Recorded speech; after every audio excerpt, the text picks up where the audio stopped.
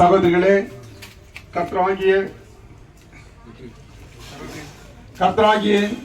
இயேசு கிறிஸ்துவினுடைய நல்வார்த்தைகளை கொடுப்பதற்கு தேவனாகிய கர்த்தர் எங்களுக்கு அந்த முன்குறித்த தயவுக்காக நாங்கள் நன்றி செலுத்துகிறோம். நீங்கள் எந்த இடங்களில் இருந்தாலும் இந்த வசனங்களை காது கொடுத்து கேட்டால் உங்களுக்கு நல்ல ஒரு ரட்சிப்பை பரிசுத்தமுள்ள தேவனை கர்த்தர் கொடுத்து உதவி செய்கிறவராயிருக்கிறார்.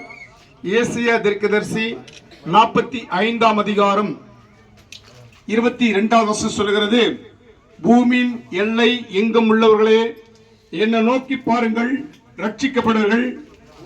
நானே தேவன், என்னை இல்லாமல் வேற தேவன் இல்லை என்று சொல்லப்படுகிறது. இந்த கர்த்தராகிய ஆண்டவர் வானத்தை படைத்தார், பூமியை உண்டாக்கிறார். அண்ட சராசரி உருவாக்கின கர்த்தர் இந்த இடத்தில் இருக்கிறார். பிதாவாகிய தேவன் குமாரனாகிய இயேசு கிறிஸ்துவை இந்த உலகத்துக்கு அனுப்பினார்.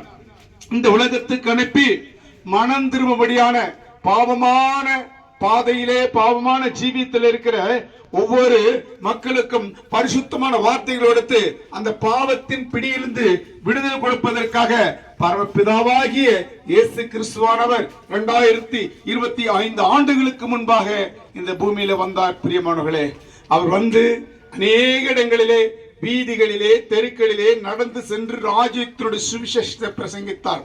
அவர் முதலிலே இந்த ஊழியத்திற்கு வந்து இயேசுவன் பேசின முதல் வார்த்தை, மனம் திரும்புங்கள், பரலோக ராஜ்யம் சமீபித்திருக்கிறது என்று சொன்னார். தேவனுக்கு பிரியமானவர்களே, நாங்கள் மதம் மாற்ற வரவில்லை.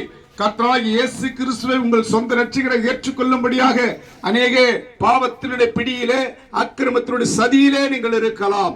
ஆண்டவருடைய தயவை நீங்கள் பெறும்பொழுது உங்களுடைய சாபங்கள் உங்களுடைய பாவங்கள் எல்லாவற்றையும் மன்னிக்கிற பரமபிதாவாகிய தேவனாகிய கர்த்தர் இங்கு இருக்கிறார். பிரியமானவர்களே, இந்த உலகத்திலே நம்முடைய வாழ்க்கை நிலையில்லாத ஒரு வாழ்க்கை.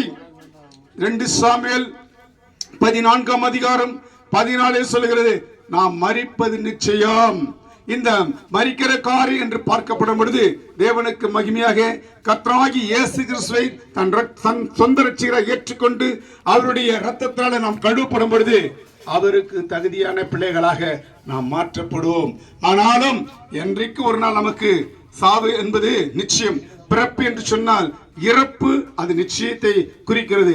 இந்த இறப்பு கர்த்தருக்காக இருக்க வேண்டும். அதனால்தான் எங்கள் முன்னோர் தேவனுக்கு மகிமையாக அப்போஸ்தலர் பவுல் எழுதுகிறார், கிறிஸ்துவுக்கு ஜீவன், சாவியனுக்கு ஆதாயம் என்று சொன்னார். இந்த ஆதாயப்படுத்திக் கொள்வதற்கு தான் கர்த்தராகிய தேவனாகிய கர்த்தர் எங்களை தெரிந்து கொண்டார். பிரியமானவர்களே,